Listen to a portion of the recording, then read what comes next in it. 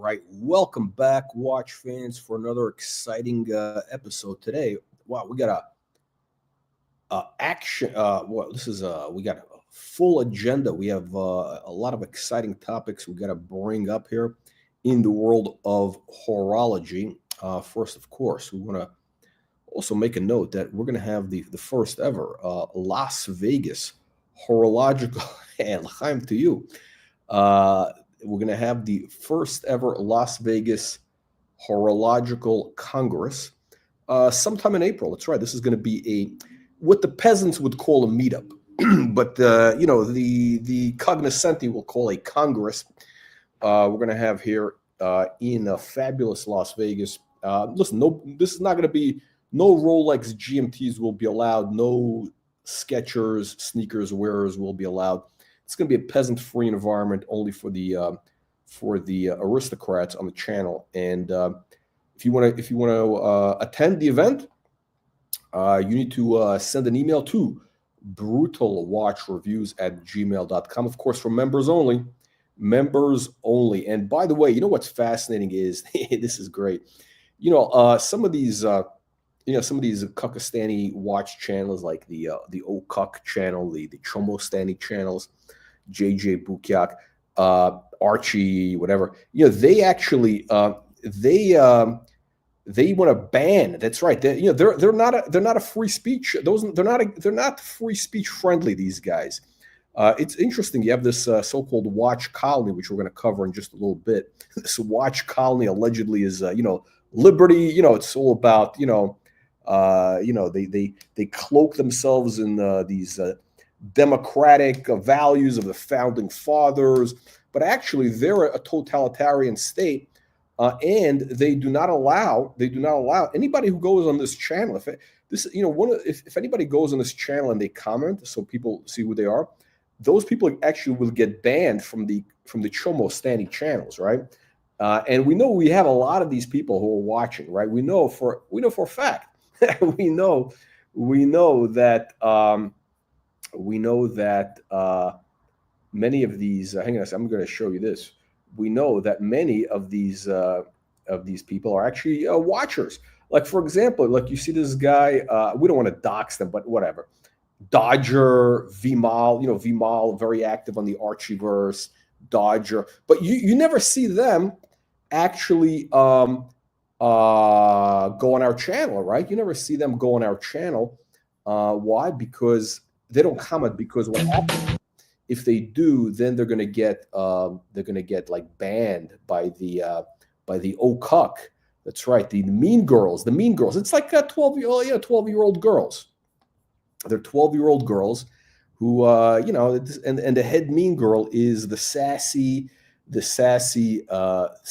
Skechers wearing built-in pocket square with basic bitch watch collection, the OCUC. Of course, and he's of course going to be at the Grifter Olympics. Now we actually have something fascinating. This is really fascinating. And this Grifter, the OCUC, he famously said that there's going to be the horology Hunger Games. The real watch experts are going to be there. How dare what's the Watch Nicholas and these hate streams go there? They know nothing about watches. Now it's interesting. Last night, I think that there was a live stream on the Cuckistan channel, the Watch Colony Cuckistan channel, where they had an unboxing. That's right. And now this video is now private. I think it's in the member. They took it down. Why? Because it was humiliating for the OCUC. It was embarrassing because you had this guy. You had this Oriental gentleman who looks like. He reminds me of the guy Jin Yang, the character from Silicon Valley, Jin Yang. And he bought a Patek. He did an unboxing, I guess, of a Patek 5740. Well, not really unboxing because I think he got it naked, so there was no box. It's probably a stolen watch. But and it's funny. He was showing, and the OCUC and none of the grifters on that. They didn't know what it was. I mean, like that case is like the most recognizable case for anybody that knows anything about watches. They have seen that case before, like the Patek 3940, 5740, very same exact case, basically, right? Case design. It's a legendary case design, and they didn't know what it was. I mean, it was it was unbelievable. It was very embarrassing. I mean, a guy who claims to be an expert and everything, but Okay, but our first topic, we got a couple interesting topics. First topic is Breguet. Is Breguet a shitter brand? Now we get this handsome gentleman. The guy looks like a movie star, and he's talking about Breguet. What's wrong with Breguet? And basically, look, he basically says Breguet is a shitter brand. And look, case in point. Yeah. Are you ready for retirement? Our free retirement planner shows you where. Hang on, I think I got to put this on speed, right? Hang on. How do you make this go fast? Oh, first I got to skip this stupid ad. Playback speed. We got to go. There we go. I don't really care what he has to say. Anyway, the guy says Breguet is a shitter brand. And of course, who's embracing Breguet? Chomostan and Cuckistan. We're talking about the Archie Luxury. We're talking about JJ Bukiak. We're talking about the Oka. The usual suspects. That's all you got to know. And this guy knows about watches. Actually, I mean, this guy really, he's got strange taste, but he does understand. Know what they're doing. Why are they even viewed as being mismatched? First of all, right now, no cool people wear Breguet. John Mayer. Okay, no cool people wear Breguet. Everything wrong with no cool people wear Breguet. And look, especially when you have like the Bogan of Brisbane, wear Breguet, then you got that guy. What's some guy Williams? I think Bruce Williams. I don't know what the deal with that guy is. I think I don't know. He's somewhere in Utah or something. Bruce Williams, who does like mostly shitter watches, but he does have a Rolex Day Date 40 in yellow gold, which is like the wrong color. I mean, it's completely the wrong watch, but he's got a Breguet. This Breguet, the same one that Archie has, and that's all you got to know about the uncool factor of Breguet. It's the kiss of death. LeBron James, Mark Zuckerberg, they all go for AP, Patek, and Sean. Breguet rarely, if ever, gets exposure in those echelons of wealth. Among watch enthusiasts, this is very much a niche brand that appeals to a seasoned enthusiast that shies away from more contemporary brands. You are very much making a statement by buying a Breguet in the watch collector community. It's rare to see a Breguet owner, and you're likely, if you are one, really down the rabbit hole of watchmaking and technique and history. Yeah, really, Breguet is like nobody. I mean, the only people who buy Breguet, frankly, it used to be kind of like the Russian oligarchs, but again, those guys really didn't know anything. I mean, like they were, look, as soon as the Russians made any money, they went to Milan and they just bought head to toe Moschino and Versace and garish colors, and I mean that was the thing. And I mean they just they wanted to, and Breguet had this affiliation with like what do you call it, with the Tsars and Tolstoy, Russian literature. It was mentioned, but that was the old Breguet from 1700s, not the new Breguet. But but it still has. It's like these brands that try to appeal to the Chinese market, and because they sold to the the Chinese emperor 200 years ago.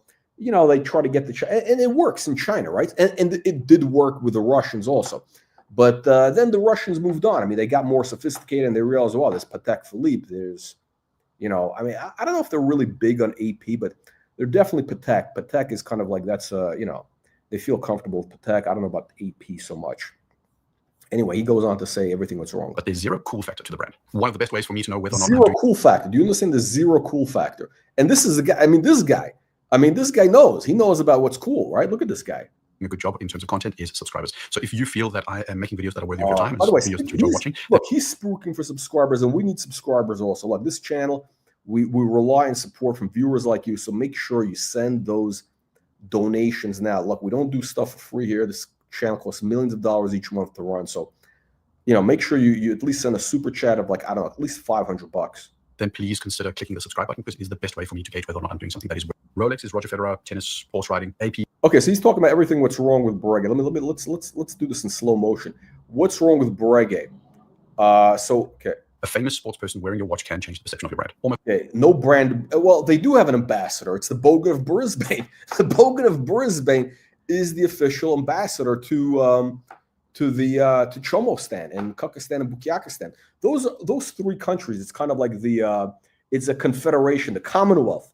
I'm calling it the Commonwealth of Chomostan, and Archie is the ambassador. He's the ambassador to those countries, and he's their brand ambassador for Breguet. By the way, this is not a bad looking watch actually. Is this two-tone gold? It's not bad. I mean, this is a dial, beautiful dial. But you know what it is? It's kind of, look, they're using, here's the thing with Breguet. Breguet uses the same parts bin as Glashütte, Blancpain, Omega. It's the same company. It's like VW, Audi, Lambo, Bentley. Most all brands lean into fame, celebrity, and sports. Rolex is Roger Federer, tennis, horse riding. AP is rappers and basketball players. Patek is tech billionaires and oil billionaires and wannabe billionaires. I Googled who famous wears a Breguet, and the results were Napoleon Bonaparte, King George, and Winston Churchill. For Patek, it was LeBron James and Jay-Z. Now, I think the first three were cooler, but in terms of contemporary popularity, there's about a 250-year difference as to what Google thinks. So basically, nobody has worn Breguet in 250 years. No cool people have worn Breguet, and this is a fact. I mean, this is 100% fact. There's not been one cool person who has worn Breguet, because Breguet is just not. Here's the thing, and he mentions Breguet is basically, they're pushing this crafting. It's a grifter brand. He explains it. Watch. Is a Breguet wearer. Breguet lean into talk about technique, skill, and heritage. This isn't unique to them. Okay, that's the whole big thing. They talk about their technique. Oh, we do the gear shape, blah blah blah. Yeah, I mean, they're doing essentially a reissue of a 200-year-old watch. That's what they're not a design, I should say, not a watch, because they had pocket watches. But by the way, the pocket watches, I always say this, the Breguet pocket watches from the 18th century, beautiful. I mean, they're amazing. I mean, it's a work of art. Okay, you look at one of these Breguet pocket watches from 1800 or whatever. It's amazing, right? It looks basically like a modern Breguet watch, but bigger. I mean, look. If you want to be a real enthusiast, you get a Breguet pocket watch. That's the move, not the Lange & Söhne do this too. Not the Swatch company. But despite how technically skilled a lot of brands are, it's actually not that common for brands to lean heavily on that part of their brand. I've long held the personal view that technique is overrated as a key selling point. Exactly. Technique translated into specifications is super important in the value space, but in the high end, I think it's super overrated. I was watching this video. It's overrated, yeah. The technique. Look, listen, and I agree completely with everything you said. Look, the whole technique nonsense is a bunch of bullshit. It's a bunch of bullshit. Of TGV when he bought his Breguet. And there was this one scene where he was talking with the sales rep at the Breguet store. So as sales reps do, he was highlighting something he felt was... By the way, speaking of uncool people, I mean, it doesn't get any more uncool than a fake aristocrat, a fake Fugazi aristocrat. I mean, this is a guy who comes up with some fake backstory about a grandfather who was, some half whatever. It's all bullshit. Okay, the guy's a fucking Fugazi. Okay, just because he's got an English accent, which by the way is not even a posh accent. Just to be clear, it's not a posh accent. It's sort of like a public school accent. It's basically like lower middle class, sort of like Brixton or something. I don't know.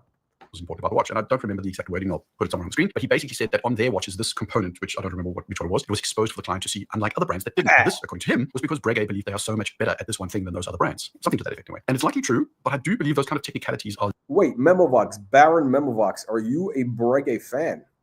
Well, by the way, is this guy Danish? This guy, with this watch, this handsome gentleman, is he Danish or something? Lost on a lot of people. For most buyers, you just tell them it's handmade and it's really, really well done.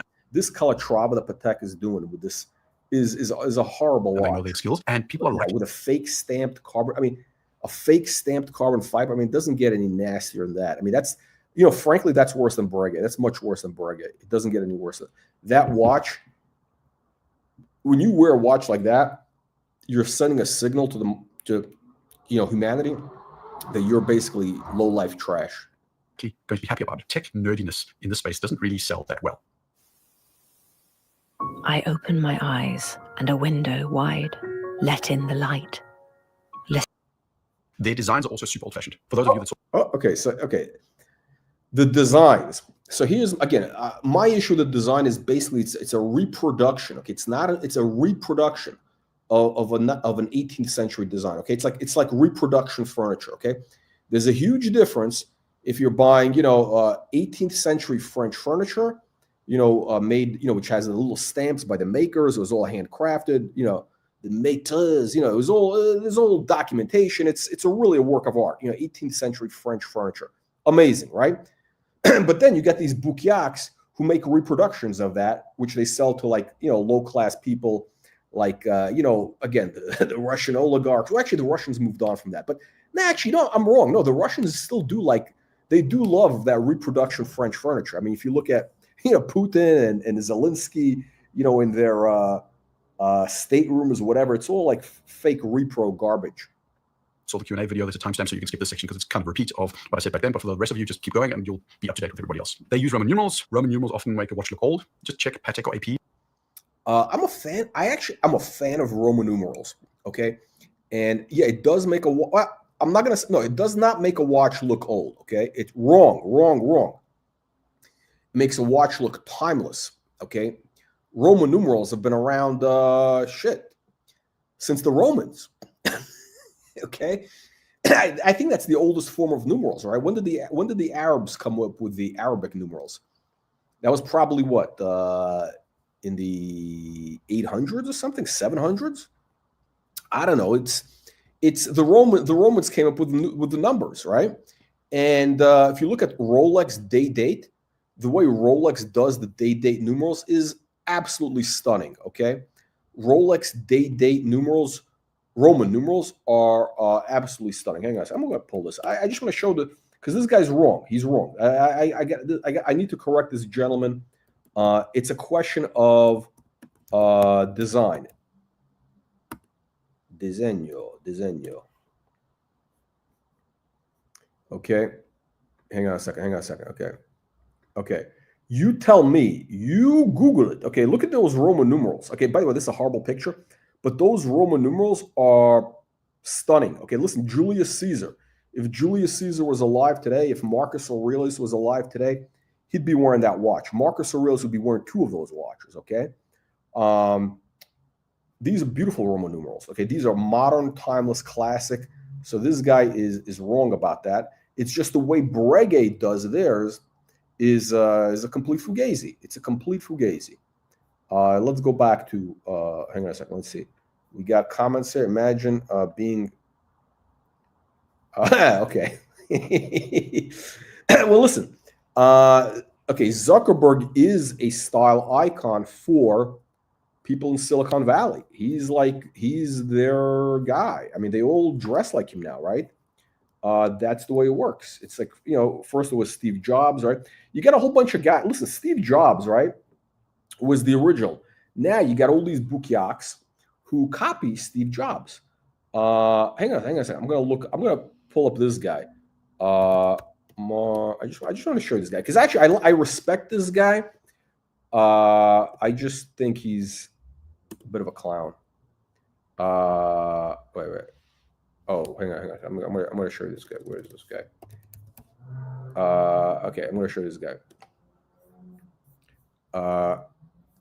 Okay, hang on. Okay, so you got this guy, this Bukiak, Brad Gerstner, who's brilliant guy, very brilliant guy, right?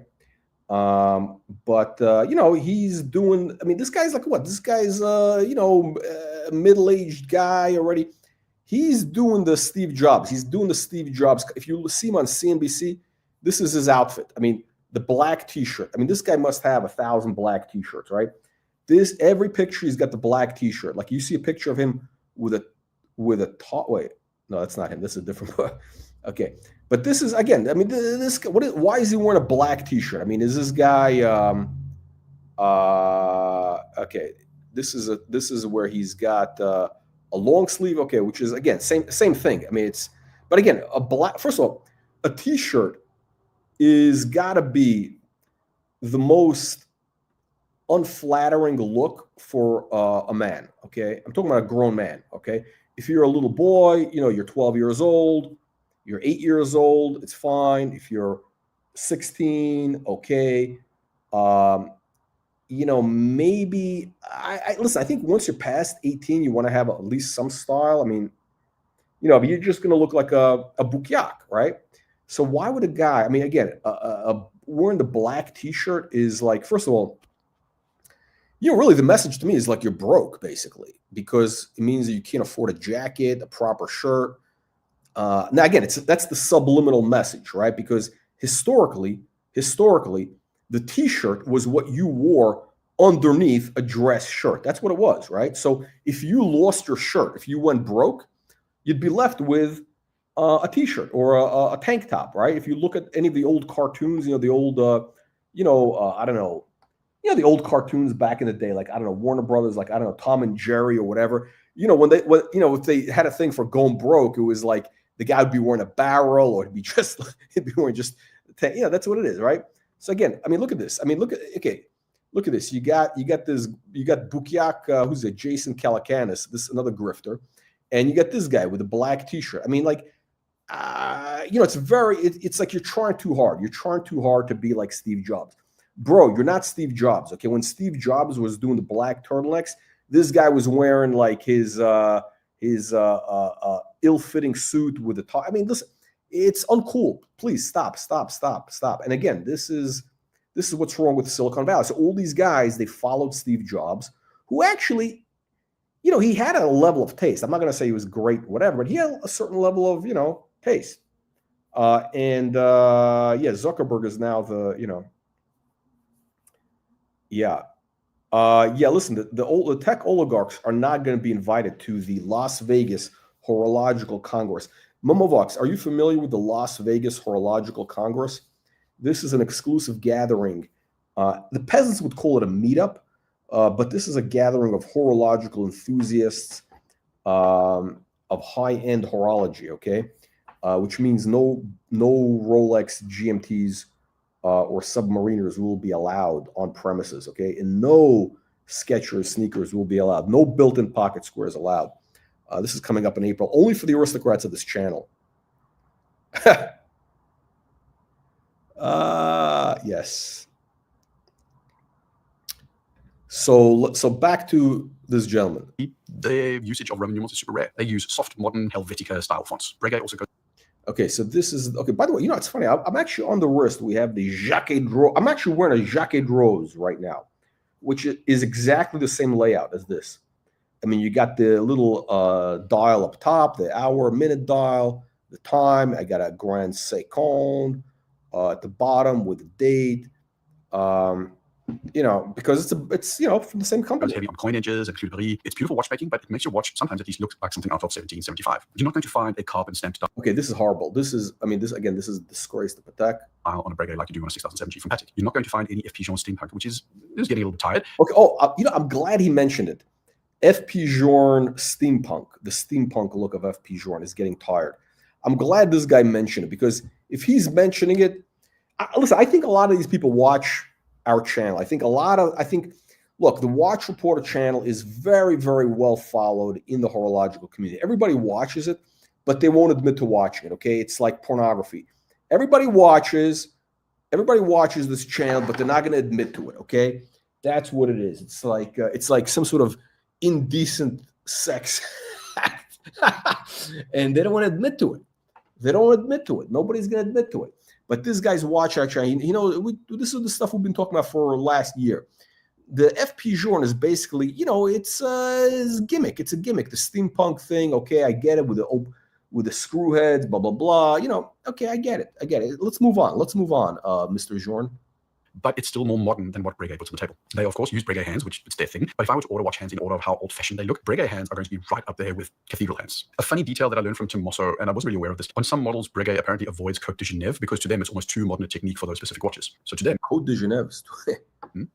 Cote de Genève is too modern. It's also Swiss, which is another topic, but it was too modern for them. Their logo is also old-fashioned. If you check Burberry and AP and Patek and Louis Vuitton and a ton of other brands. Okay, so I would say most of them have in recent years gone through a brand transformation where they've got it's boring beyond all belief. Okay, so I agree with what he's saying here a little bit,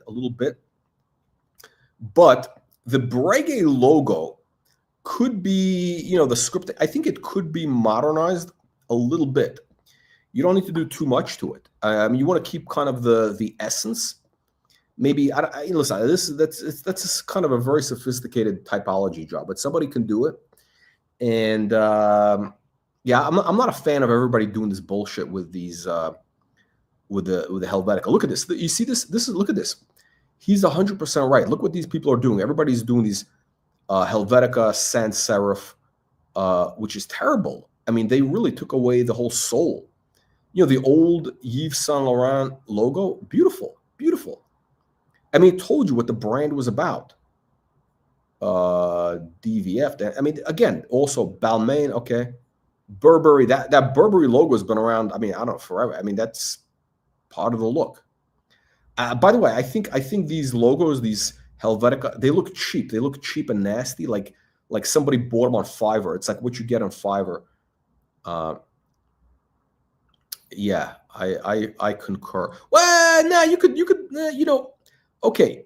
I actually think you could pull it off. I think you could pull it off because I think you could wear a peasant like peasant clothes, because if you wore like a Breguet or an FP Journe with that type of Boukiak outfit, it would actually elevate the whole thing, right? So it would make it look like oh, okay, this guy probably he's probably just kind of wearing this outfit as like just I don't know, he was washing his car or something, washing his dog, I don't know, whatever.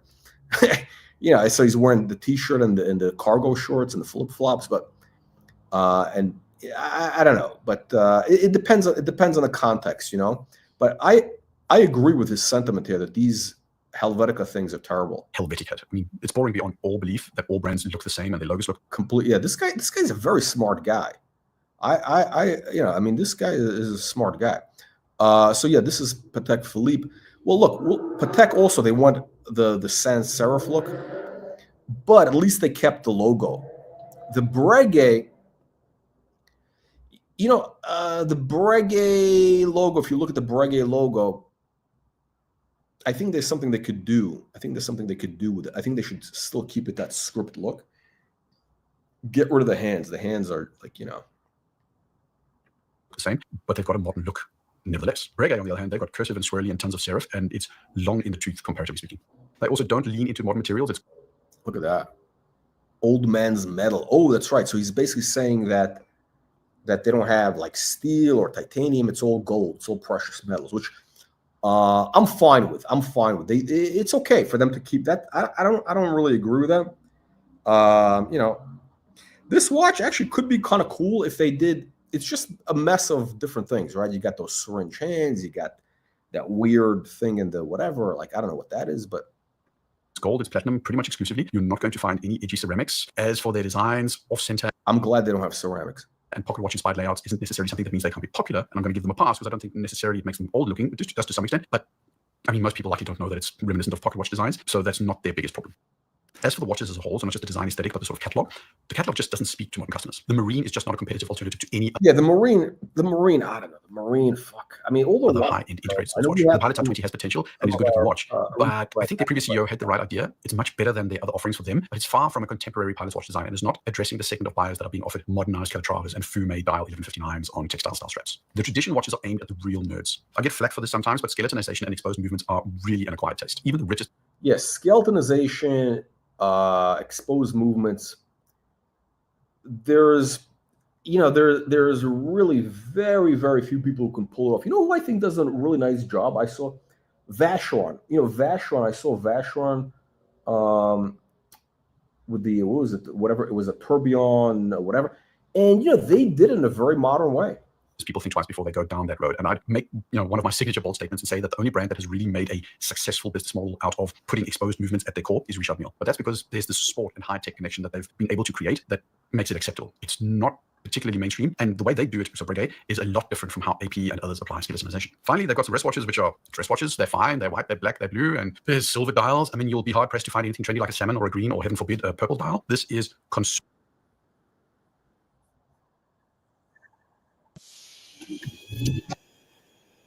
Okay, so by the way, so look at this. This is Vacheron's skeleton, which is, it's not the one I was talking about, but it's kind of cool, right? Again, I'm not, I don't need this skeleton thing, but the one I'm looking at is kind of like a gray one. It is, hang on a second.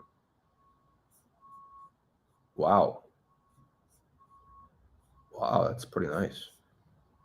Hang on a second. Let's see. It's a very modern looking. It's you guys know which one I'm talking about, right? It's the gray. It's kind of this gray type of look. I don't know where it is. I don't know. We can't find it, but it's. I don't know. Hang on a second. I don't know. Look, forget. Listen, Vacheron's not paying me. I'm going to move on. But Vacheron does a nice scale. But they're really doing as badly as a lot of people say. Well, yes, but you have to remember what they've been through. Yes, they're underperforming. Back in the 70s, where Patek saved himself from the quartz crisis with, the Nautilus, Breguet did not have a compelling answer. In the 1980s, for all sorts of reasons, This guy is, really, he thinks these things through. He's got to. They got into financial problems and quality problems, and Breguet. How does he do this? I mean, does he? Because I don't see him. Is he reading off a teleprompter? Because I couldn't do this. He must have notes. He must have these notes in front of him, because how he's looking directly into the camera. So the notes must be around him, or he's using a teleprompter. There's no way he could be doing this just from, They were basically on the verge of death until Swatch bought them in 1999. That's more than 25 years ago. Considering how long it takes to come up with a new model, Baron brand, Omar. revamp it, and just get it into a place where it's not walking. Hang on, Baron Omar. Hang on a second.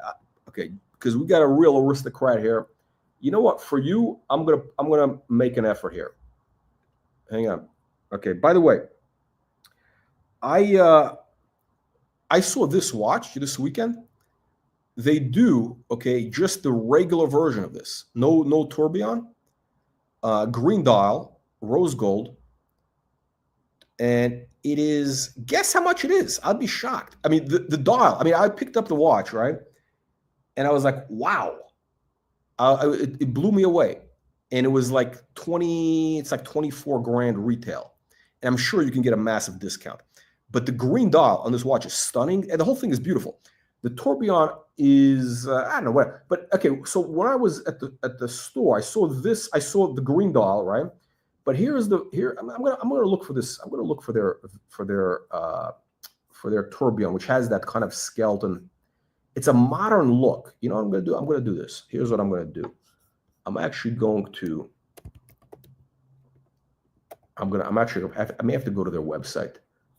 I may have to go to their website, because the watch is actually, I think they're doing an amazing job for the, I think they're doing an amazing job as a classical watch, but modern. Classical, but modern. Where is it? Hang on. Oh, hang on a second. We gotta pull it up. Okay, we gotta pull up the watch.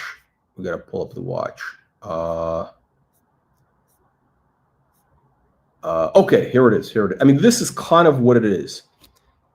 I think it was something like this. I think this is it. I think this is what I saw, and they're doing something along these lines. They do an annual calendar like this, where it's exposed, and we talked about it. And this is just amazing. It's a beautiful watch. If you like, the complicated, whatever. It's not for me, but this is it's a modern looking watch. You got the hands.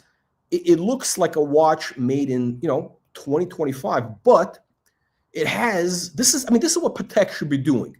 This blows away Patek. I mean, it really does. I mean, this is, again, they're doing a watch it's a contemporary watch. That's what this is. It's a contemporary watch. It's for our time. And they're trying, they're playing around with exposed elements, this or that.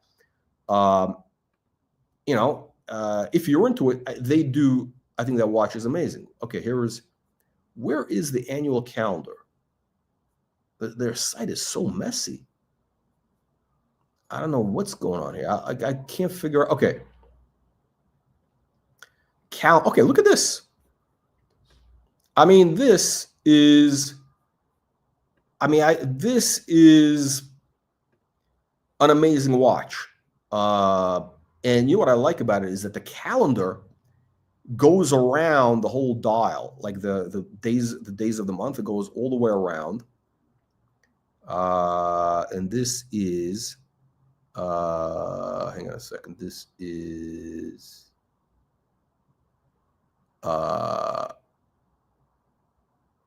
wait, hold on. It's an annual. Okay, it's not a perpetual. It's an annual calendar. Wow, look at this watch. It's a fucking amazing watch. Now again, our channel is all about making money with watches. To buy a watch that you can wear, enjoy, but will increase in value. I don't think these have upside potential unless you get them dirt cheap. I think with these watches, with Vacheron, like these, I just did a video which is going to be out talking about this, but I think when it comes to these modern watches right now, we're just it's in a new era. The COVID thing, that was like an outlier event. The new era is basically, there's two ways to make money. Either you buy it after it's been depreciated, and then you make money. If it drops, 30%, goes, the depreciation, and your profit is from there. Or you buy one of these vintage watches or whatever it is, where it becomes repriced again, revalued in the market again. But this is amazing. This is what Breguet should be doing. Okay, Vacheron is what? I mean, I don't want to hear excuses that Breguet is a 300-year-old brand. They want to be old-fashioned. I don't want to hear those excuses, okay? These guys are also 300 years old. Why are they doing a modern watch, which looks amazing? Why are they doing a modern watch? It looks amazing. Hang on a second. I'm going to pull up a cool watch. I'm going to pull up something very cool. Hang on a second.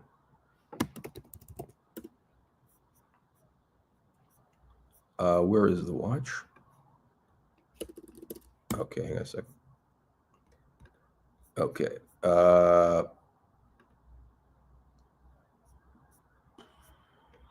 Okay, so the watch I saw was this line that they called Traditionnel, right?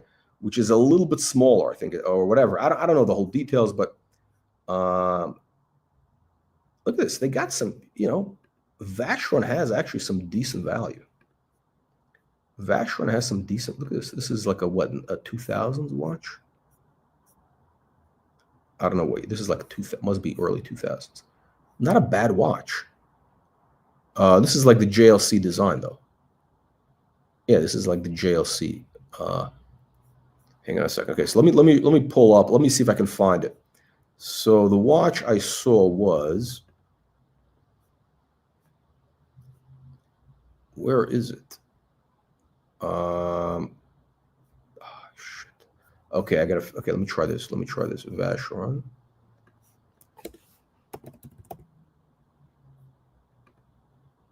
Okay, so this is the watch I saw,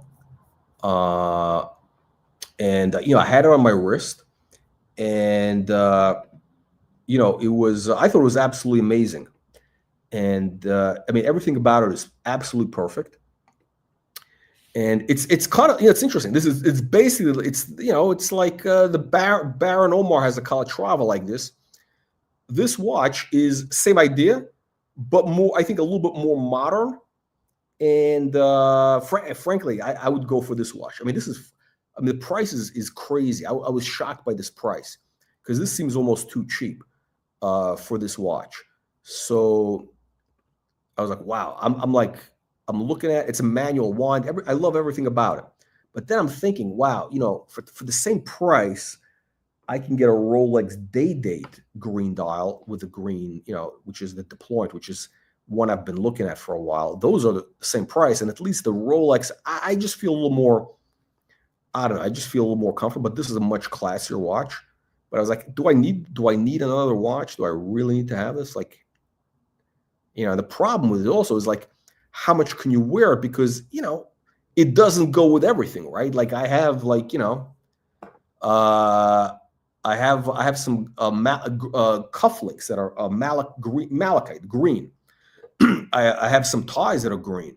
I love green, but again, you can't wear the. I mean, it doesn't go with everything. So it's one of these watches, like, it's kind of like it's down the road maybe. And I think when prices drop, but definitely I have it on my watch list. If prices drop on that watch, which I think they will, because it should be like an $18,000 watch. It should be 18, maybe 20 maximum, maybe. And there's no upside. I can't see that. There's no way that there's just no catalyst to make this go up. Zero catalysts. At least with the Rolex Day-Date, I have catalyst. But that's just me. I have the disaster. That's not a particularly long time. If the lens is that they're not as popular as Patek, then yes, they are massively underperforming. But considering that they might have ceased to exist in the year 2000, then they're in a pretty stable place right now. And with that in mind, Morgan Stanley has shown them to be consistently dropping in the annual watch report, with them placing in 14th place in 2017. And okay, so they were 14th place. I don't know, whatever, the Morgan Stanley list of whatever.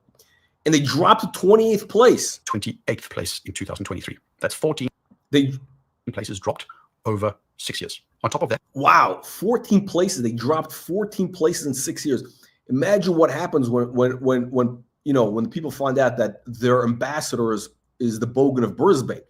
When people find out that the Bogan of Brisbane is the brand ambassador for Breguet, it's going to drop and go right through the floor. That their implied retail price of their watches is well below that of Patek and AP and a whole lot of others. In a market where everybody else has consistently been able to convince people to pay more for the same watch, Breguet just hasn't. Now, Swatch Group say they're very happy. Yeah, I mean, the watch is amazing. It's amazing. And it's classic, thin. It's got everything going for it, except the price. I just, I looked around. The cheapest on the secondary market also seems to be in that kind of 24 grand range, which I'm a little bit surprised by because, the market is pretty dead, right? They should be below retail. They should be like 18 grand. So, I might be wrong, whatever. But it was like, great watch. I mean, it's the type of watch, like, you know what? If you don't mind taking a hit and not making money with a watch, it's worth, getting it at retail and getting the whole, song and dance. But I think Vacheron does give discounts because I asked them and they were like, we, I mean, it was open for discussion. It wasn't like Patek where they would laugh, right? It's open for discussion. I think there's a minimum of 10%. Minimum. Really, it should be like 20. With Breguet. But Lionel Marco was CEO at Breguet for 3 years and was removed last year. He's been demoted to vice president of operations at Blancpain. Instead, Swatch put in some guy called Gregory Kissling. Now, you can say what you want, but if you are a success as a CEO, your next job is not VP of operations. Based on that alone, my read is that no, Lionel Marco didn't deliver, and Swatch did their usual musical chairs thing and replaced one dude with great hair with another dude with even better hair and hope for a better result. Breguet is not where Swatch wants Breguet to be, despite them saying that they're happy. Otherwise, they wouldn't be switching out their CEOs. That's my read. Now, the question isn't really whether or not they could or should be better. They can, and they should. For me, it's more of a question of weighing the options. I mean, this guy really, I think this guy, frankly, is the smartest guy in the watch space. Like in terms of, he does these, he's very well thought out. He understands. This guy really is.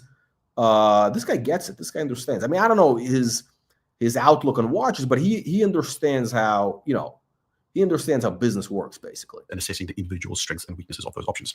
And there really isn't a clear right answer. I mean, based on my assessments of their problems, they would need more modern designs, a better integrated sports watch, more celebrities, a more elite approach to marketing, a revamp of their brand visual identity, and they'd have to distance themselves from technique and oldness and everything that makes Breguet.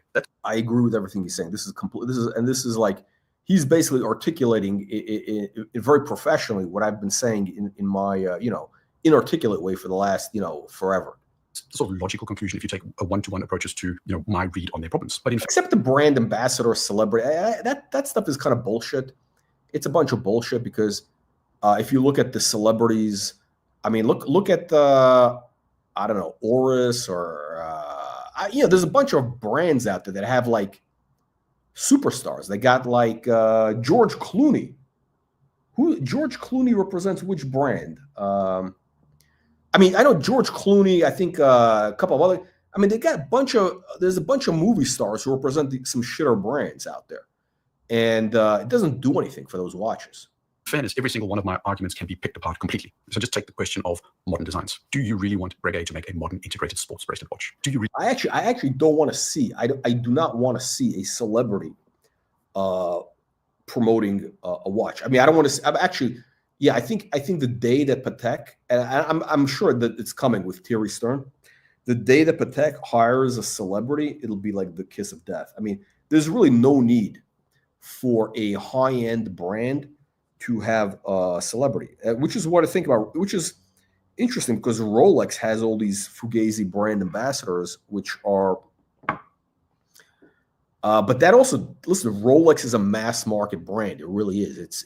It's a mass market brand that does a very good quality watch. But that does tell us something about it. If they need to get like Leonardo DiCaprio and whatever to spruik their watches, But here's the thing: the way Rolex does though is very clever.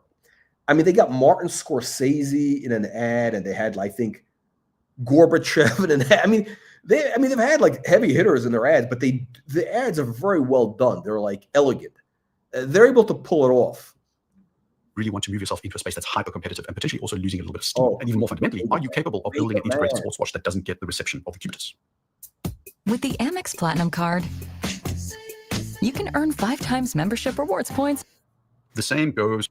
Okay, hang on a second.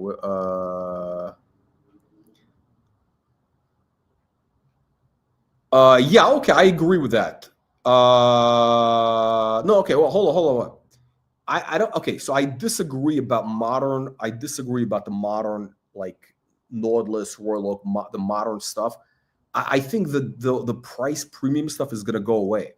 So that stuff is going away. I think there's going to be collectors who are going to comb through like the back catalog. So I think the vintage and neo vintage of Nautilus and Royal Oak, I think you could make money there.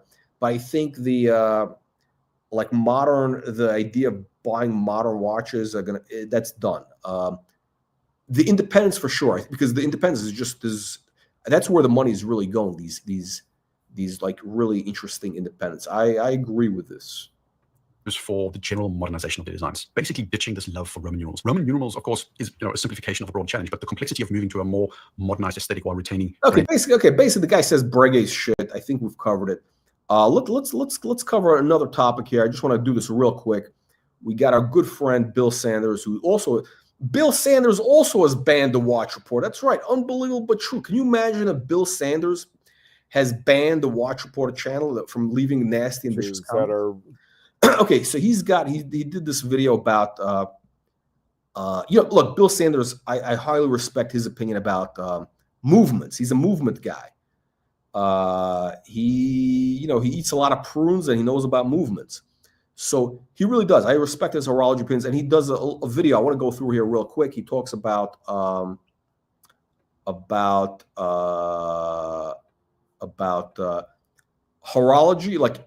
I guess, I don't know, high horology at a discount price.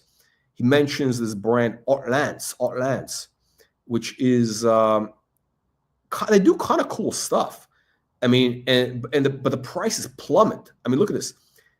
They got a $54,000 sticker and it sells for like 10 grand. Pretty much overlooked. What's more, there's some really good buys too. So let's take a look at them right away. Now, the first one is Houtlins. Recently, I talked about H. Moser at Company, and I mentioned Houtlins in passing. And this watch was, I think, the whole effort behind Houtlins is sort of what was described as a horological think tank. And indeed it is. The watches tend to look like TV sets. I found one I like, a round one called the... Oh, yeah, the Arnold. Yeah, Arnold... sadly, listen, I know nothing about Arnold just came across. I mean, I've seen them, but I never really paid attention. Then I saw the Arnold, and I was like, wow, this is kind of cool. Sadly, though, what really bothers me is that one of the aristocrats, I think it was Baron Memovox, mentioned that Arnold is owned by Citizen. It's owned by Citizen. so it's, which is, but I don't know how they're doing it, but they're owned by Citizen. But then again, Swatch owns Breguet. Swatch owns, a bunch of brands. I don't know. Maybe that's whatever. But it's a cool watch. I mean, but again, I think with the Arnold, they got to be bought at 99% discount. But they're cool watches. I mean, wow. HL. Listen, again, the people say, "Oh, this guy's a hater of modern watches. He only likes old man watches." No, I think there's some great modern watches right now. I would definitely listen if it's like I don't want to have I don't want to have 50 watches. I don't want to be that guy. I want to have a maximum of 12. I don't want to go beyond that. So. But if I were starting again, or I got rid of some things, if I can get an Arnold dirt cheap, it's got to be dirt cheap with the gold and the big moon. I would get it. The Vacheron, the green dial, definitely I would get it if it was cheap. There's a bunch of modern watches I like. I have nothing against modern watches, and these are kind of interesting. It's just not my thing, but 07. And it has both jumping hours and retrograde minutes on it. a date window down at about 7 o'clock, which you don't see a lot of. Okay, so he's doing it. And He's talking about 3 gems, 3 watches that are Baron Memo. Listen, if Baron Memovox respects Arnold and Son, then it's good enough for this channel. I think Bill Sanders also likes Arnold. Okay, he talks about 3 watches that are great deals in the market. Okay, so Lance. Okay, again, very exotic movement. Okay, let's move on to number 2, Armin Strom, which is they do some interesting things, right? Like very technologically very advanced, whatever. Hang on a second. Let me back up a little bit on the Armin Strom.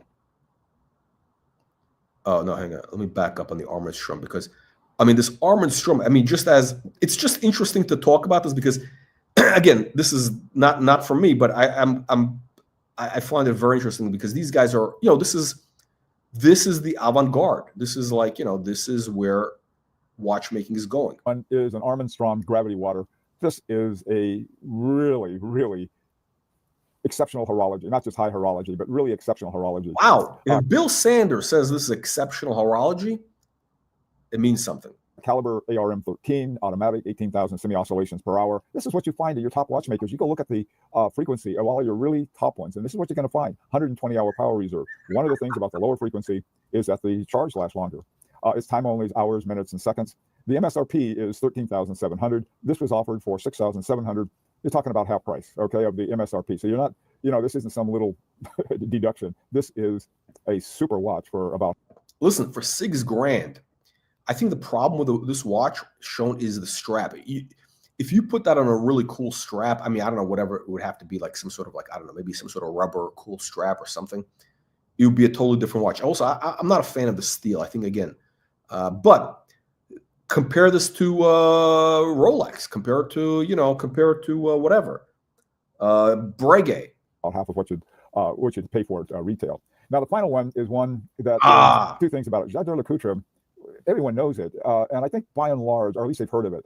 More likely than not, they're thinking Reverso, something like that. But here, this is the Colonel's own watch, of course, in rose gold. But yes, so if Bill Sanders approves, and he's mentioned this watch a couple times, this is a great watch. It's a really nice one. This was originally part of the Geophysic line of Jaeger LeCoultre watches that they dumped. Well, this is the one that was part of that line. Now, the interesting thing about this, they still make this model brand new. The brand new ones cost $14,600. Dual time, and the what do you call the Baron Omar? I think Baron Omar has the same watch from Audemars Piguet Royal Oak. By coincidence. It's the movement. Again, this is a great value. But again, I think with JLC, you got to get it in gold. You can't, they really should stop making these watches. And it just doesn't work. A steel watch, a dress watch on a strap is just wrong. It's just wrong. It should be gold only. Is a JLC caliber 939 automatic 4 hertz, power reserve of 70 hours. 24. By the way, this power reserve is a bunch of bullshit. It's not 70 hours. It's probably like 48 if you're lucky. It's 48 if you're lucky. 24 time These zones. guys all second, lie second about time zone, second time zone. In other words, you have for the time zone and the second time zone. You have a 31-day hand date, power reserve indicator over there looks like about between 9 and. Okay, hang on. Okay, so hang on. I want to pivot back to.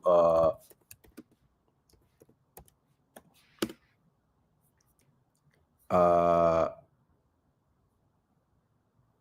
on. Hang on. I think I put in the wrong. Oh shit! I used the 57. Oh, I got the wrong. I used the wrong number. 50. Hang on a second. Here we go. 57. 54. Hang on. Look what happens. I got the topic we started off with was the grift channels, the Chomostans, the Chomostan channel of the watch colony. That's the Cuck. So it's Cuckistan. That's the United Commonwealth of Cuckistan, Chomostan, and Bukiyakistan. They had an unboxing with Jin Yang, and it's interesting. So these guys, the Cuck claims to be 5140. That's the number. So the Cuck again, he claims to be like a watch expert, a respected, not just an expert, but a respected watch expert, and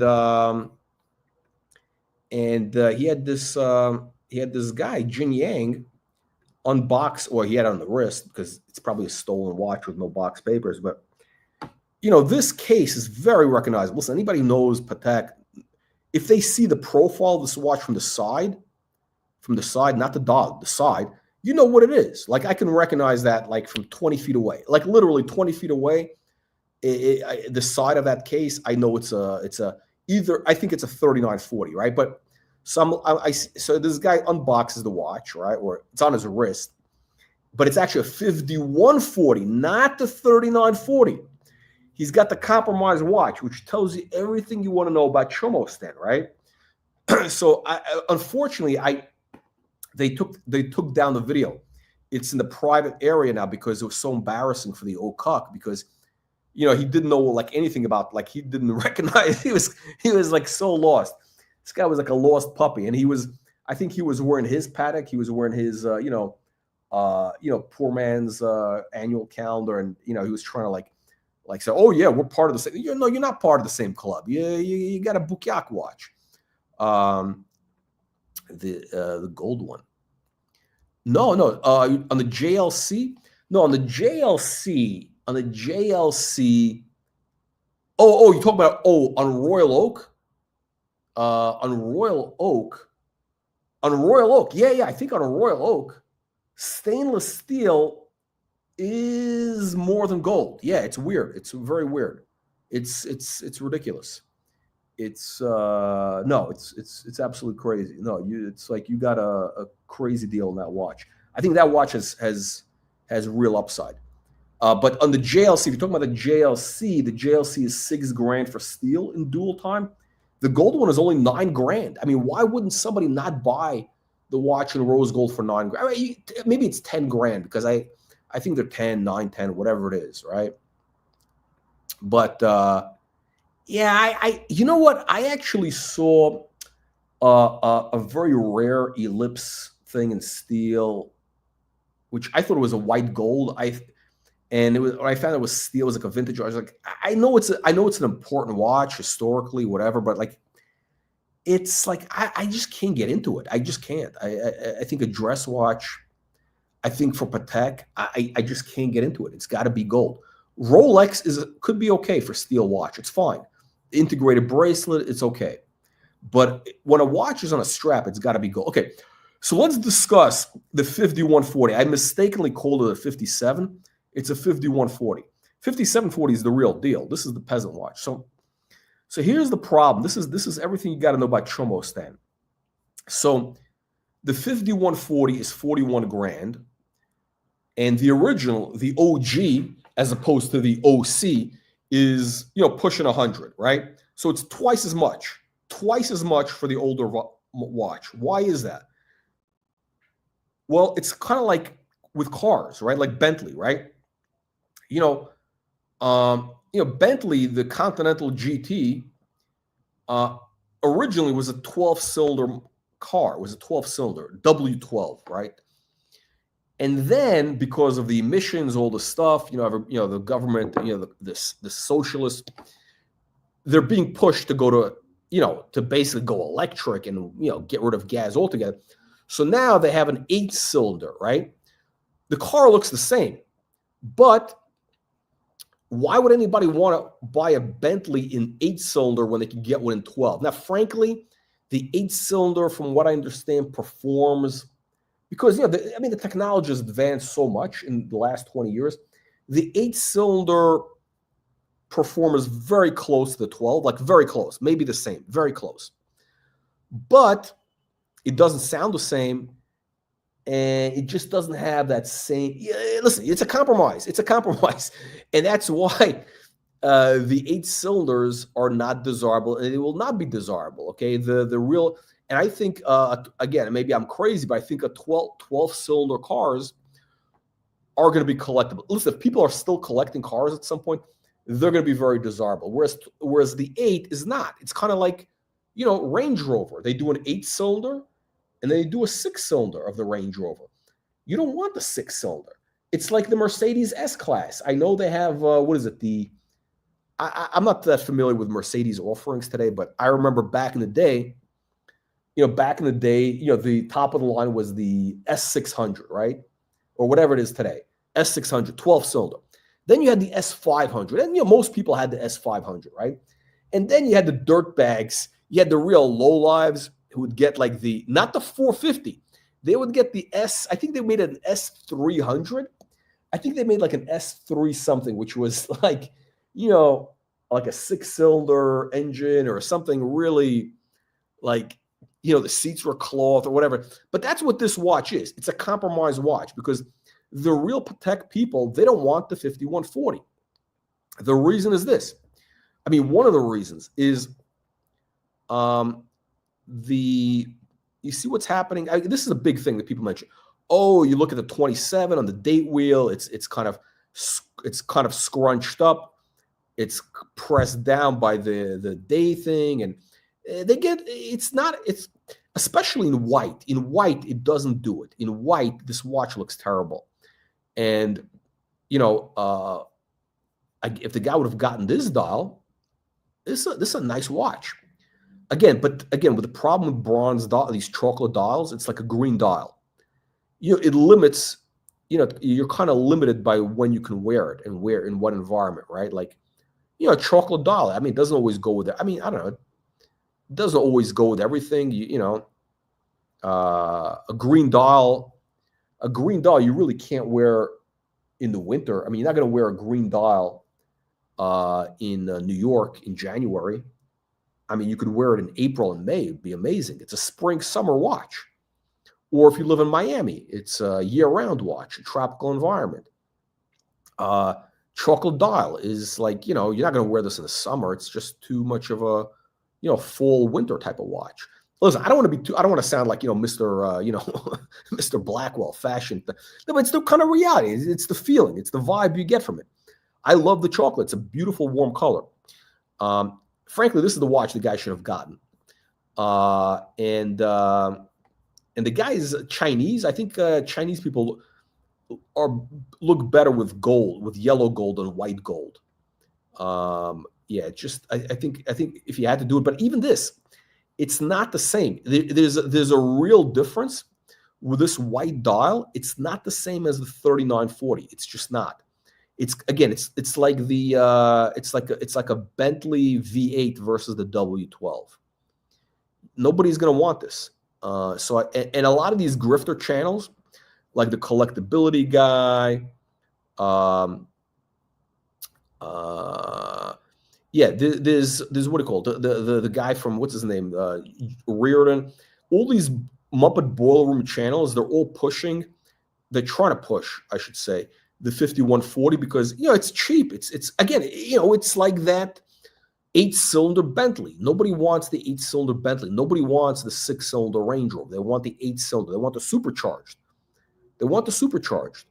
Unless you're like a gay hairdresser, then whatever. Or you're like a soccer mom. You want to be practical. So yeah, it's not my thing. Not my thing. Yeah, so it's 3940 only. Okay, let's do a market update. Market update 39. Let me look at. Let's see what the 3940s are doing, because we showed you what the peasants. This is Cuckistan. What Cuckistan? See, the Cuckistanis are pushing the 5140, the peasant watch, the compromise. 3940. What's on the market? Because we haven't seen this in a while. So the European watch grifters are at 99 grand. Is that European watch? Yeah, they're at 99 grand. The 108, that was a little aggressive. That was very aggressive. Maybe in a year. You got a couple of these platinums, which you don't want the platinum. So again, in the hundreds. And now the basic, the yellow golds are going to, this is it. This is what's going on. 85. Yeah. I think these you can still get probably for like, 70s for the white gold. And the yellow gold, I think, is also amazing. I think the yellow gold is great. Big difference. There's actually, I mean, it's like a subtle difference, especially on the white dials. You don't notice it. You don't notice on the chocolate dial and other colors, like blue or chocolate. But on the white dials, the 5140 looks like shit. It really does look like shit. This looks classic. I'm not sure what it is. There's a couple little nuances. If we had like Baron Red knows about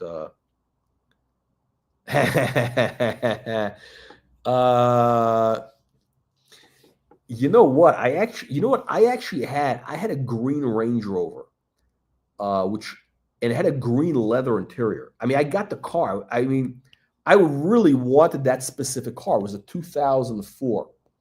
The Range Rover, the leather inside the car, so the interior was all like this kind of like money green. It was like a light, it was kind of the green of like a dollar bill. It wasn't deep. It was like a forest green. It was beautiful, beautiful. The exterior was, the English racing green, dark green, whatever you call it. That car was the worst car I've ever had in my life. Why? Because it's a BMW engine. I think I bought that car. I mean, that was the biggest money pit I ever had. It was like, I think I bought it. This is a long time ago. I bought it. It was a mistake, but I was very stubborn. I loved the color. I think I paid like 14 grand for the car.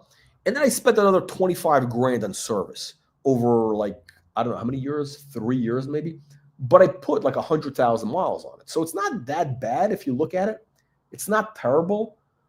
I put 100,000 miles. I bought it with like 80,000. Like it was a mistake. But anyway, I didn't know what I was doing. And I put 100,000 miles on it. So it was okay, I guess. It kind of evens out. But the problem is, it was in the shop every other week. It's the BMW. They leak oil. They leak coolant. Yeah, I think right. So I think it's very noticeable on the 5140. I think that's what it is. Like, this is the big thing that the Patek people, who are very particular. I mean, these people are, Patek collectors are like they're like Porsche collectors. The Porsche people are also very anal, and they pick apart little details. So you got to have box papers. You got to have everything. Otherwise, like, you can't sell the watch. So yeah, something is, you notice it. You really notice it on the white dial. And something about the white dial is just, I haven't seen one of these in person, actually. So I don't know. I think on the, for example, on the 3940, the one that I have, the watch, it's a white dial, but it's an opaline. It's opaline, so it's kind of like a silvery white. So I think this is a flat white. I think that's what it is. I think these are like a flat white. It looks to me like it's a flat white. It's not opaline. And that could be the problem. If you do a flat white, yeah, I think that's a problem I have also with JLC. They do this cream color on the Perpetual calendar, which is like, I don't know, it just looks like shit. I mean, the JLC Perpetual calendar with a cream color is like, I don't know, it looks like diarrhea, basically. Yeah, so here's the thing. Look, it's a compromise. This is a compromise watch. I actually would not mind owning this in bronze, this chocolate. I wouldn't mind, where is it, the blue? I think the blue is great. And you don't notice the stuff as much because because you know what happens, the dials are so beautiful, it takes away from the typography. So it's kind of like, Yeah, that's what it is. It's like the Range Rover, the interior of the Range Rover, that green was so beautiful that, and you sit there, it's a really nice experience when it's working. The car was great when it was working, right? And then the battery kept dying. Like it was like everything. These, I don't know. It was horrific. So it's BMW. That's why. And again, look at the people who are BMW people. Archie Luxury with his 3 Series. You got Peasant Philippe also has a 3 Series. You got the Cuck. I think he's got a 5 Series. I think he's got an M5, right? He was flexing this M5 in cherry red. I mean, there is no heterosexual man that would drive a cherry red BMW. I mean, that's like, look, if you're black, I understand. I know, like, listen, it's a thing in the hood. You want the bright colors. I get it. But no middle-aged white male should be driving a cherry red BMW. Unless you're like a gay hairdresser or a soccer mom, or you're like a 15, you're a 16-year-old girl. Your dad buys it for you for, high school graduation. 20, yeah. So here's the thing. So the 3940 is 36 millimeter. It's the classic, and in theory, this watch should work, right? Because it's the modern watch. It's 38 millimeter, right? 37.2. It wears like a 38, let's say, right? So it's a little bigger. And I actually, frankly, I almost prefer this because, it's easier for me to read the dial. It's like, it really does make a difference. It's a little bit bigger. It makes a difference. Like, it's what happens. I've noticed I'm getting older. It's hard to see up close. It gets harder, especially when it's dark or something. I don't know. That's what happens, I guess. So, it was sad. I met an old friend of mine. The guy moved to London. I hadn't seen this guy like 20 years. I remember this guy when he was in his 30s or whatever. We're like in our 20s, 30s. I knew this guy a long time. And, we meet in a restaurant and the menu comes out and he takes out his reading glasses. And I felt, oh, shit. It made me feel old. This guy's only a couple of years older than me. He's wearing reading glasses. I probably should be wearing reading glasses to look at a menu in restaurants at night, because I don't know, these either they've gotten darker or something is going on, but it's harder to read the small stuff at night. So, but I'm not ready for that yet. I'm not ready. So this, the only, to me, like I would get this watch only because it's a little bit more practical. It's kind of like wearing New Balance. It's like, for me, this would be like you see these old guys, they wear New Balance sneakers. That's what this is basically. It's kind of like it is what it is. But not in white. Hold on, Omar, have you seen this? Have you seen this in white? Have you seen this 5140 white dial? Or has anybody seen the white dial? I think it's a flat white, which is what's going on. I think that's what makes it look like shit. RR TDI5 RR. Oh. Wait, they made a diesel. I think the diesel is very popular, very desirable. I think the Range Rover diesel engines were, from what I understand, very desirable. Oh, you haven't? Okay. Baron Memovox, have you seen the 5140 white dial? We want to know, is it an opaline or not? Is it opaline or not opaline? I'm 99% sure it's not opaline. 99% sure. That's why it looks like it's lifeless. That's what it is. It's lifeless. It's like a dead fish. It's a dead fish. You gotta have a little bit of you gotta have something going on. You gotta have a little bit silvery something going on, because then it reacts with the light. I want a watch that's going to change with the light conditions. If it doesn't have, like, my JLC is kind of like a white, but it's an opaline. So at least, I'm getting a little bit of a shifting in light conditions. Okay, this is the watch that I pulled up before, which mistakenly, This is not the watch of Cuckistan. This is the real deal. And these are also dropping in price. These are, I think is the best Nautilus Perpetual. Sadly, these are 150 retail, and they are selling for like 180. They've been selling for 180. I'm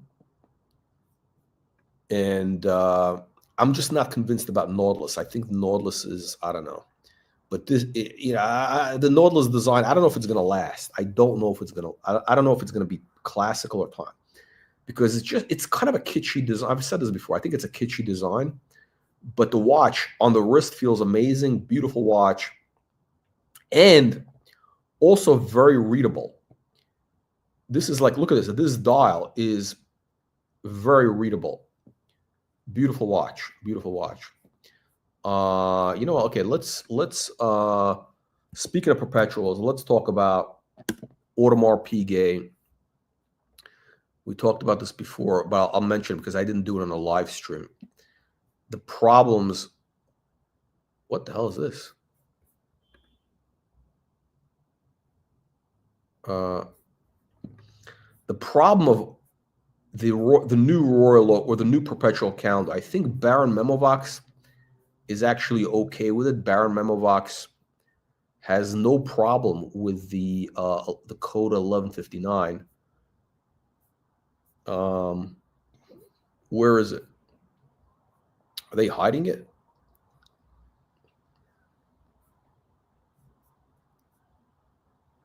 Okay, I'll bring up this is the Royal Oak, and I did a video on this. I think I did a video. It's up for the members, but I think it's again, I love the concept of a Royal Oak Perpetual calendar. I love it. The problem I have with it is what I love about the Royal Oak is the modern tapisserie dial. In other words, what happened with Royal Oak once they started doing these bigger tapisseries starting around 2005, like what you see here, it looks amazing. It's a beautiful, beautiful dial. The tapisserie is amazing. The old tapisseries, like the one I have on my owl, not as good. It's not as good. No, it's not. It's night and day. Night and day. The new modern tapisseries are beautiful. They react with the light. The problem is on a perpetual calendar, right? And this is my issue with. I did a video with meteorite dials, right? If I have a meteorite dial, right? If I'm spending the money for a meteorite dial, I want to enjoy the meteorite. I want to look at the meteorite. If I have a Royal Oak dial, I really want to look at that tapisserie dial. So you can't have a bunch of sub dials because they take up all the valuable real estate. They take up all the real estate.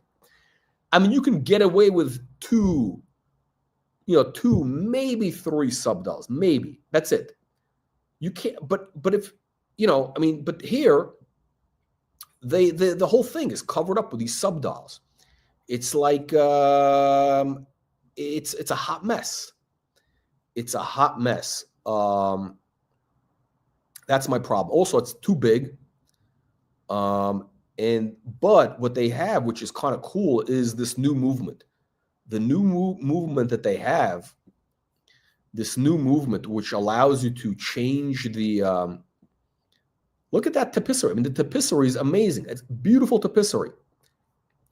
But the dials, take up all the enjoyment. They take up, it's what it is. It's imagine like it's not opaline. That's what it is. That's the problem. See, okay, so that's the problem. That's what nails it on the head. The problem with the 5140, the white dials, they're flat. They're dead fish. That's what it is. I couldn't figure out what is it about the watch that just bothers me. Like I've never seen one in person. I've seen the pictures and they just didn't move me. The chocolate, I love the chocolate, the blue, beautiful watch. But the flat white is like, it's just like a dead fish on the wrist. So, You know what it is? It's like, the problem I have with it's like when you have a meteorite dial, like a Daytona, Rolex Daytona, or the Rolex GMT with a big lume plus, it's almost like you take a supermodel, like you take, I don't know,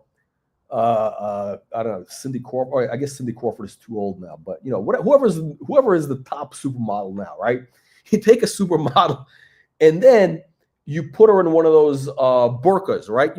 Like what they have in Afghanistan, the full veil, where even the eyes are covered, and they have like little nets on the eyes, so you can't even see the eyes. You cover up, you completely cover up, completely cover up the woman. Now underneath, it could be amazing. She could be a supermodel, but I can't enjoy. Well, it could be, you don't want other guys looking at your wife. I get it, but like, takes away from, what do you see? I saw this video that, I saw something in Saudi Arabia. I saw something where there was a concert or something or whatever it is, and I guess these guys, the husbands, whatever, they're picking up their wives. They're waiting in line. They're driving, pick them up, after this thing, and all these women, they're all wearing the black veil, right? How do you recognize who's your wife? I mean, there's like 50 of them. How do you know which one is? How do you know which one is your wife? You have to pick them up in the car. I don't know. It's there must be a system. I don't know. There must be some sort of system. But that's what it is. You're covering up the entire watch with these dials, subdials. But the idea of what is Baron Memovox? What do you say about this new movement where you can adjust all the settings through the crown? I mean, I don't know how reliable, whatever, but that to me is amazing. I think Langenson also has. I think Langenson does that, and that is a great thing. I mean, that's impressive that they can do that. The 3940, you got to have a little tool. You got to have, you got to, spend time. It's like a full-time job. It's a full-time job to change. To here we go. I don't know the code watch just. I mean, I think they're getting better. I think they're evolving a little bit. I kind of get what they're doing a little bit. It just. I think the issue I have with the code is the case is very modern, but when you do this kind of guilloche thing, it makes it look old-fashioned. It just makes it look old-fashioned. I don't know. It's just too many design elements. It's too much going on. I think that's what it is. Maybe I'm a hater. Maybe I'm just a hater. Maybe I'm just jealous that I can't wear the watch. It's too big on my wrist, and it's too damn expensive. I mean, I missed the boat. I could have gotten the Perpetual. Like at the time, when I bought my Owl, I could have gotten a Perpetual calendar. That same watch in a Perpetual for 25 grand. 25 grand was the price for the in solid yellow gold Perpetual calendar for the same one I have. Why didn't I do it? I was like, yellow gold, it's like too much. I can't really wear a full yellow gold bracelet. I mean, it just doesn't work for me. I wanted something a little more, low key. I got to have some gold. That's why I did the two-tone. But I mean, I looked at it. I was like, you know what? If I could get another one, I would definitely have gotten it. But you know what? I got that one and the Owl, which was good. But yeah, it was for 25 grand. For 25 grand, I could have bought the watch, and it was a what, 38 millimeter, 37 millimeter. So I'm bitter. I'm bitter that that the prices moved up, and I was left out. I was left out in the cold. Actually, hang on a second. Let's take a look. Audemars Perpetual. Breguet Royal Oak.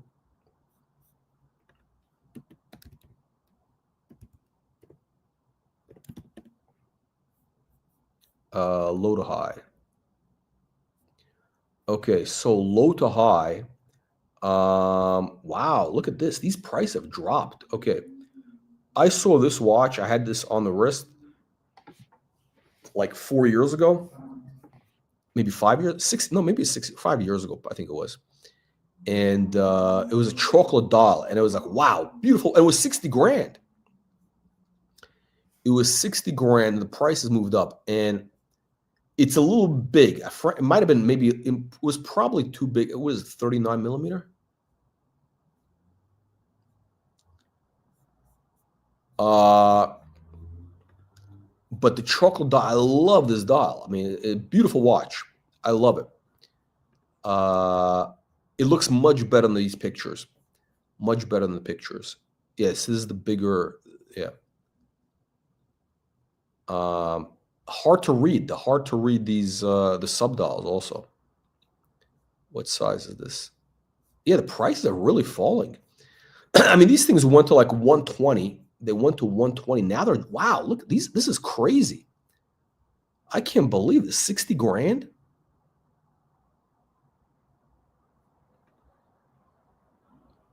Wow. I'm actually tempted. Look at this. This is 39. No, the problem though is on these straps, I put a 39 millimeter with a strap. It was a dual time, and it just was too big. It just flared out too much. But I would love, I mean, yeah. I mean, yeah, this is the silvery white. Baron Omar, you got the same watch, basically. You got the same dial, silvery white. So this is, again, this is their new thing, but this is a fucking amazing watch. But it's just, I wish they did this in like just a slightly smaller size. Chocolate, beautiful dial. So this is what's going on with the Royal Oaks. The price are really dropping. I see. This is the watch, but it was in yellow gold with tapisserie, and it was 25 grand, and it was 38 millimeter. How big is this? This is 30. I think it's 37. I think it was that size. 39. I don't think it's 39. I think it's smaller. Let's take a look. Wow.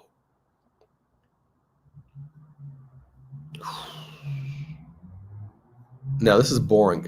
Yeah, it's just these flat dials. They got no life to them. They're like just dead fish.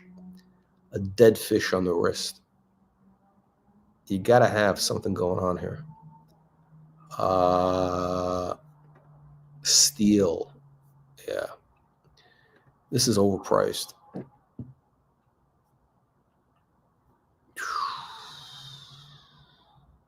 Huh. Yeah, I don't know. I think this chocolate here is like their best watch. This is like their best watch. The only issue with this watch, I think, is that it might be seen as a little bit old-fashioned at some point. I mean, it's already, I think, a little bit old-fashioned because, people, when they look at the Royal Oak, they think of the bracelet, although, that's not 100% true. I think really this is probably the money watch. This watch, but in a white, I would get like a white alligator, whatever, crocodile strap.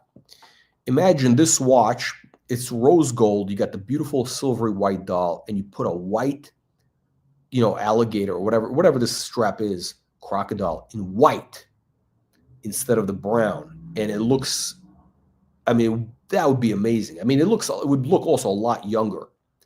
Or even rubber, a white rubber strap. It would also look a lot younger.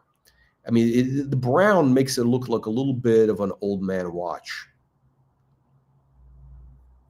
I think that's what it is.